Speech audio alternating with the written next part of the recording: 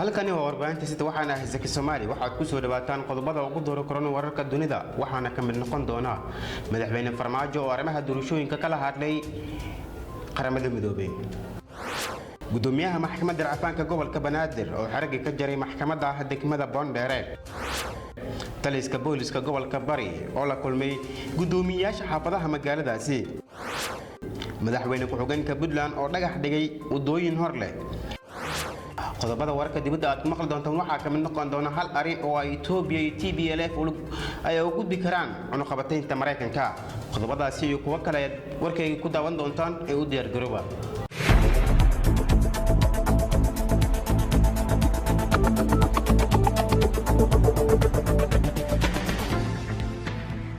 warkii ofisan mareegtada 36aad oo ka qayb galay madaxweynaha Jamhuuriyadda Federaalka Soomaaliya mudane Maxamed Cabdullaahi Maxamed Farmaajo ayuu ka warbixiyay halka ay marayaan howlaha doorashooyinka dalka. We are currently finalizing the process of holding free, fair and inclusive elections. waxa hadda gabagabo inoo maraya hanaanka qabashada doorashooyin xor iyo xalaal ah oo loo dhanyahay taas oo ay ka qayb galayaan tirada ugu badan ee ka qayb galayaasha doorashada Soomaaliya tan iyo dagaaladii sokeeye doorashooyinkani waxa ay udub dhaxaad u yihiin ilaalinta xuquuqda iyo rabitaanka muwaadiniinta Soomaaliyeed oo ay ku jiraan taabagelinta xuquuqda haweenka iyo dhalinyarada ay leeyihiin taas oo ah in ay matalaad ku yeeshaan masraxyada siyaasadda iyo hogaaminta guud ahaan dalka ومدحوينها سوماليا محمد عبد الله محمد فرماجو وشيغي إن سوماليا أي كدعي دون تدورش حرية حلال أينا كبد قيب خانة دونا سامري السياسة دا عبد القادر محمد حسن آيا شيغي إن قبل كبنادر أي يقول يهين لول أي دقمويكا قبل كبنادر محكمة هذا إليهين سينجار أي أدب يهين أما يكون لكيهين صل كذا دقمويكا قبل كبنادر maxkamadii in garsooryaal loo magacaabo in qorshaha ku xigo oo noqon doono in ay helaan xarumo ay ku shaqeeyaan oo ay leeyihiin kuwa hore u lahaayeen loo dayactiri doono laakiin maamulka gobolka Banaadir oo garsoorka ka gacan siiyo in xarumo loo helo maxkamadaha degmooyinka gobolka Banaadir taas gudoomiyaha aadan faraya mid xigta waxa waaye maxkamadda gobolka Banaadir naftirkeeda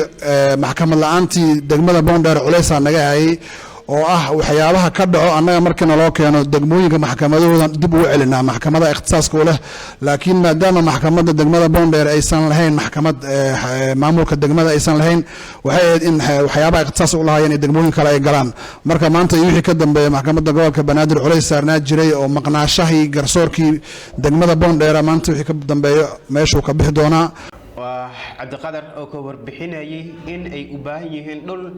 ay leeyihiin degmooyinka gobolka Banaadir kuna agyaala saldhigyada degmooyinka gobolka Banaadir kuna loogu hadlayay amniga oo ay ka soo wada qayb galeen gudoomiyaasha xaafadaha magaalada Boosaaso ayaa waxa uu ka dhacay magaaladaasi mid ka mid ah gudoomiyaasha xaafadaha oo kulanka kadib la hadlay warbaahinta ayaa ka warbixiyay kulanka ay la qaateen taliyaha ciidanka بسم الله الرحمن الرحيم ما أنت تاريخ تاي لبي لاتنكي بشي سيارات لبكون كوي لاتن وحن كقريب قلنا شركة أمنية أو شركة دومينا تليها قريب تجوال كبري حسين علي محمود شركة سولوجا هذي قاب في أول شقين هاي شيء سلقية يو حافظها مقالة بوساسو شركة سو بشي مرقب سوما وحن حق لقيت يستي وربحنا لقيت يستي saldhigyada gudoomiyaasha xaafadaha sidii loo wada shaqeyn lahaa maadaama xilligii magaalada loo soo xaqnoqday waxaan rajaynaynaa insha Allah inaan bulshada ugu shaqeyno si wanaagsan una helaan cadaalad waa mid kamid ah gudoomiyaasha xaafadaha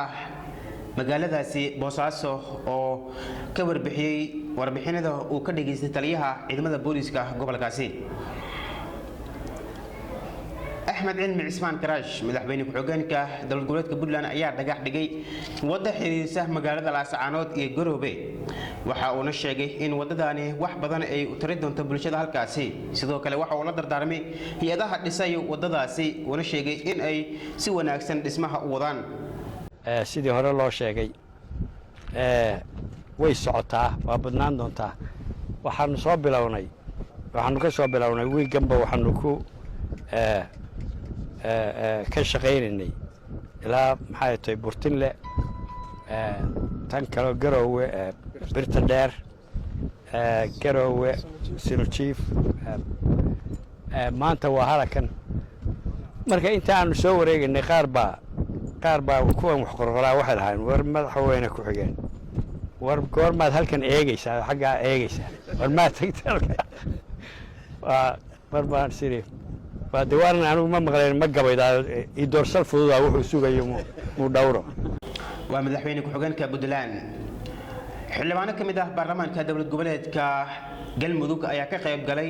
munaasabad xilalka ay ku kala wareegayeen gudoomiyaha cusub ee degmada Caabudwaaq iyo kii hore oo ka dhacday degmadaasi xildhibaanada ayaa waxay sheegeen inay soo dhaweynayaan gudoomiyaha cusub ee degmadaasi ee uu soo magacaabay madaxweyne ku-xigeenka dowlad goboleedkaasi galmudug waxa ayna sheegeen in ay uu gudoomiyaha sameeyo isbarasho ku aadan bulshada dhexdeeda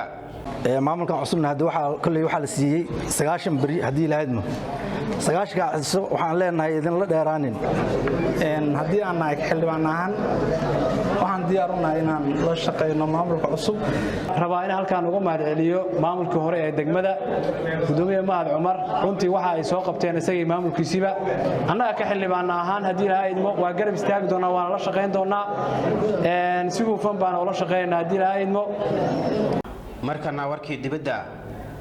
hadduu khilaafka u dhaxeeyay dowladda Itoobiya iyo TPLF ay sheegtay Mareykanka inay cunaqabataan ku soo rogo doonto madaxda ugu sarsareysa Itoobiya iyo TPLF ay ka xiriir doonaan duulimaadyada qaar iyo sidoo kale maaliyadaha waxa ayna sheegeen khilaafkaasi ku sii socda muddo 10 bil inay soo afjaraan madaxda ugu sarsareysa ee TPLF iyo dowladda Itoobiya wararkii dunida ah oo ka gimaanay warbaahinta xarunteeda dhexe ee degmada Jowhar waa geeta soo saaruhu waa Umar Guux farsamada waa Guux kaamirada waa Yusuf inta ku kulmi doono warkan kiis xiga waa bahdii si toodon leh sida ay nabadgelyo